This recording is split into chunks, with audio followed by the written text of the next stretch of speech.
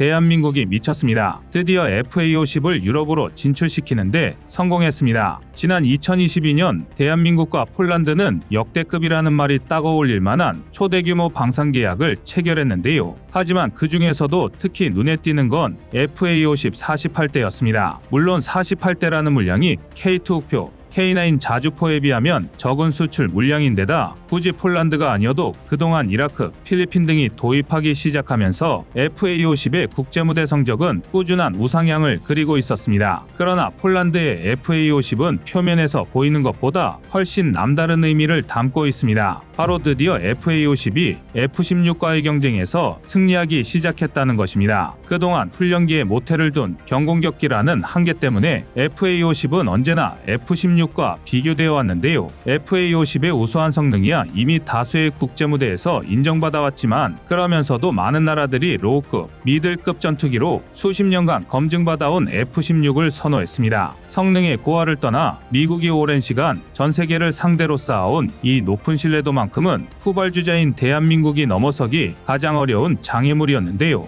그러나 폴란드의 FA50 도입을 계기로 미국이라는 높은 벽이 점점 허물어지고 있습니다. 그리고 최근 계약된 FA50 48대 중 2대가 폴란드에 처음으로 인도되었습니다. 폴란드 입장에서는 미국을 까버리고 대한민국을 선택한 대가를 제대로 누리고 있는데요. 이로써 러시아의 침공에 대비하기 위해 절치부심하고 있는 폴란드가 제공권 확보를 위한 최소한의 발판을 마련하게 된 셈입니다. 게다가 이 영향력은 가까운 시일 내에 우크라이나 전쟁의 판도를 천지개벽 수준으로 뒤바꿀 텐데요. 하지만 어쩌면 고작 FA50 48대가 어떻게 미국을 뛰어넘고 우크라이나 전쟁의 판도를 바꿀 수 있는지 이해할 수 없는 분도 계실 겁니다. 확실히 폴란드가 F16 대신 FA50을 도입하게 된 자세한 배경을 모르면 두루뭉술하게 느껴질 수밖에 없는 이야기인데요. 그래서 준비했습니다. 오늘은 폴란드의 FA50 도입을 통해 전 세계 공중전력의 뒤바뀐 판도에 대해 알려드리겠습니다.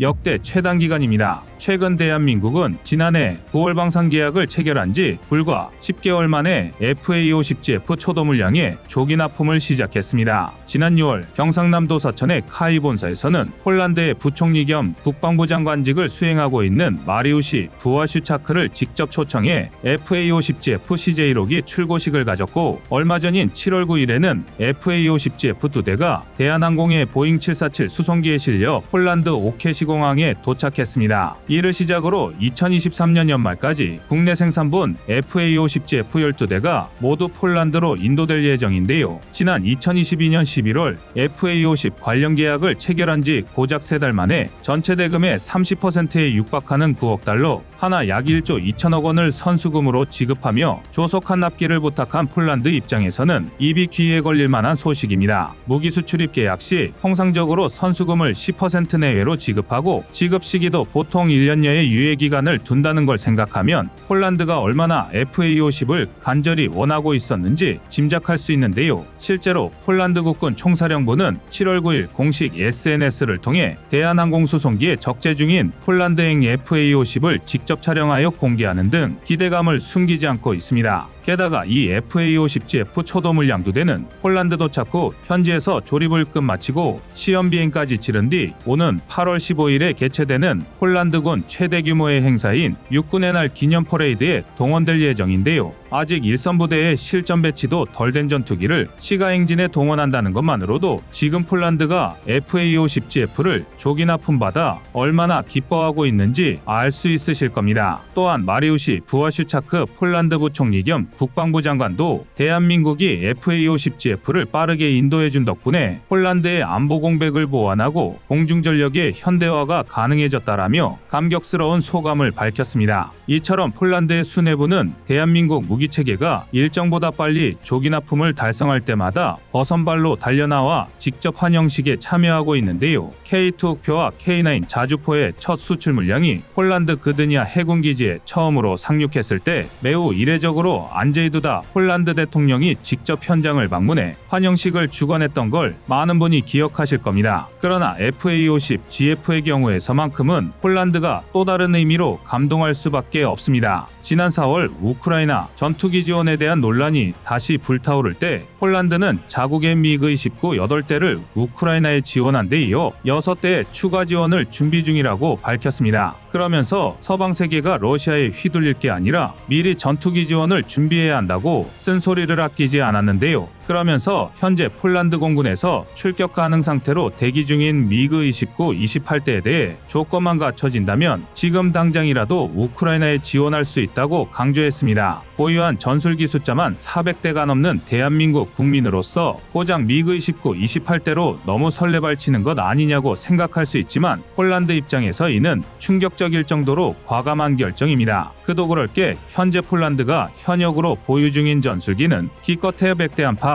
그 중에서도 미그-29는 28대가 전부입니다. 즉 자신들이 보유한 미그-29 전체 물량을 우크라이나에 지원하겠다고 선언한 건데요. 더군다나 이미 지원을 결정한 8대와 추가로 보낼 6대 역시 허투루 볼 물량이 아닙니다. 당연한 얘기지만 전투기 등 군용 항공기를 운용하다 보면 예기치 못한 사고나 기체 결함 등으로 손실을 보아 전력 집계에서 제외되는 경우가 종종 발생하기도 합니다. 그렇기 때문에 육해공 가리지 않고 장비 편제에 있어 일종의 보험 개념인 예비 물량 확보는 필수적인데요. 그런데 폴란드는 당장 급하지 않다는 이유로 이 예비 물량 미그-29부터 우크라이나 지원을 결정한 것입니다. 가능성이 작긴 하지만 만에 하나 벨라루스가 폴란드 침략을 결정하기라도 한다면 영공이 함락당할 수도 있는 상황인데요. 미그-29는 비록 1983년 도입이 시작된 구형기종이긴 하지만 전장 14.7m, 전고 4.7m의 기체에 7개소 총 4톤에 달하는 무장을 탑재하고도 최고 속도는 마하 2.2에 육박하는 훌륭한 쌍발 터보팬 다목적 전투기입니다. 실제로 개발 당시 모의교전에서 상당히 높은 성적을 기록하면서 한때 미국에서는 미그-29를 F-15 동급 이상의 전투기로 평가하기도 했습니다. 물론 빠른 속도와 높은 기동성을 갖춘 덕에 도그파이트 등 WVR 교전 능력은 우수한 반면 현대 공중전의 핵심이라고 할 수 있는 BVR에서는 F-16과 비교해도 한참이나 못 미치는 처참한 성능을 보여줬는데요. 그래도 여전히 미그-29는 소련권 국가들의 공중전력의 핵심입니다. 게다가 썩어도 준치라고 AIM-120 암람에 대응하는 러시아의 R-77 중거리 공대공 미사일 AIM-9X 사이드와인더에 지대한 영향을 미친 R-73 단거리 공대공 미사일 등의 무장은 변함없이 막강한 이력을 자랑합니다. 아무리 위험한 상황이라 하더라도 이런 미그-29를 전량 지원한다는 건 파격적인 결정이 아니라 전략적으로 최악의 학수에 불과한데요. 그런데 사실 폴란드에는 믿는 구석이 하나 있습니다. 미그-29 지원에 있어 결정적으로 절대적인 단서 조항이 하나 붙기 때문인데요. 그것이 바로 대한민국의 FA-50이 폴란드에 도착하면이라는 조항입니다. 이것만 충족된다면 폴란드 입장에서는 하루라도 빨리 우크라이나에 미그-29를 지원하고 싶은 마음일 텐데요. 비록 이번 전쟁을 통해 그 존재 가치가 의심받고 있긴 하지만 여전히 서류상으로 러시아는 매우 강력 항공군을 보유하고 있습니다. 단순히 숫자로만 따져봐도 전투기 900대, 폭격기 120대, 근접 지원기 200대 등 어마어마한 물량인데요. 그리고 여기에 핵 투발이 가능한 전략 폭격기 투폴레프 95와 투폴레프 160도 절대 무시할 수 없습니다. 따라서 우크라이나의 비극을 지척에서 함께 감당하고 있는 폴란드는 전투기 지원으로 우크라이나의 급한부를 일소함과 동시에 자국의 공군 전력 현대화에도 심혈을 기울일 수밖에 없는데요. 이는 폴란드가 FA-50을 도입하게 된 결정적인 이유이기도 합니다. 사실 폴란드가 당초에 도입하고자 했던 건 FA-50이 아닌 F-16 48대였습니다. FA-50은 경공격기라는 측면에서 어느 4세대 전투기와 비교해도 절대 뒤지지 않는 성능과 무장 탑재 능력을 갖추고 있습니다. AGM-65 매버릭을 비롯한 공대지 유도 미사일과 제이담 등을 통해 초정밀 지상 타격 임무가 가능하고 AIM-9 사이드와인더를 이용한 공대공 교전 능력도 상당히 준수한 편입니다. 그나마 BVR 교전 능력은 다소 부족하다고 평가받았지만 그마저도 블록20 개량을 통해 에이사 레이더를 탑재하고 AIM-120 암람, 아이리스-T 무장 통합을 예고하면서 상당한 수준으로 향상되었는데요. 여기에 KEPD-350까지 추가로 통합하면서 사거리만 500km에 이르는 압도적인 스탠드오프 타격 능력까지 보유하게 되었습니다. 이쯤이면 폴란드군이 현재 운용하고 있는 F-16CD와 비교해도 최소 동급 이상의 성능인데요. 그러나 폴란드는 장고 끝에 F-16을 선택하고자 했습니다. 폴란드 자체적으로 이미 운용 경험이 있는 기체인데다 다수의 나라에서 현역으로 운용되는 베스트셀러인 만큼 모험보다는 안정적인 선택을 내리려 했던 건데요. 그러나 결정적으로 납품기간이 FA-50과 F-16의 운명을 갈랐습니다. 일반적으로 전투기 등의 군용항공기는 계약 체결 이후 인도받을 때까지의 납품기간을 가늠하기 어렵습니다. 그나마 주문량이 밀리지 않았으면 제때 인도받을 확률이 높아지지만 무기체계의 특성상 납품 일정이 틀어지는 경우가 허다한데요. 그러나 F-16의 생산력은 이미 한계에 봉착한 상황이었습니다. 한시가 바쁜 폴란드로서는 최악의 상황이었는데요. 현지 언론 매체에 따르면 우크라이나 전쟁의 영향으로 F-16의 주문량이 폭증하면서 제조사인 록히드 마틴조차 생산량을 감당할 수 없는 상태인 것으로 밝혀졌습니다. 현재 F-16은 1년에 5대에서 8대 생산하는 게 한계이며 생산 라인이 확충되는 2025년은 되어야 반드시 연간 48대가 가능할 것으로 분석되고 있는데요. 결국 폴란드는 성능은 우수하지만 검증되지 않은 FA-50에 도박을 시도하기로 결정했고 그 배팅은 최고의 결과를 낳았습니다. F-16이 제시했던 기간보다 최소 5년은 빠르게 FA-50 도입을 끝마칠 수 있게 된 건데요. 그 시작이 바로 지난 7월 10일 폴란드에 도착한 FA-50GF125기입니다. 이러니 폴란드가 싱글벙글할 수밖에 없는데요. 더불어 우크라이나마저 폴란드발 미그-29 지원에 한 발 더 가까워지고 있습니다. 이로써 국제무대에서 FA-50을 바라보는 시선도 바뀌고 있는데요. 이제는 구식 체계가 되어버린 F-16 대신 FA-50을 도입하려는 움직임이 유럽 곳곳에서 관측되고 있습니다. 과연 대한민국의 FA-50이 전세계 방산시장의 지형도를 어떻게 바꾸어 나갈 수 있을지 기대됩니다. 이상 꺼리튜브였습니다.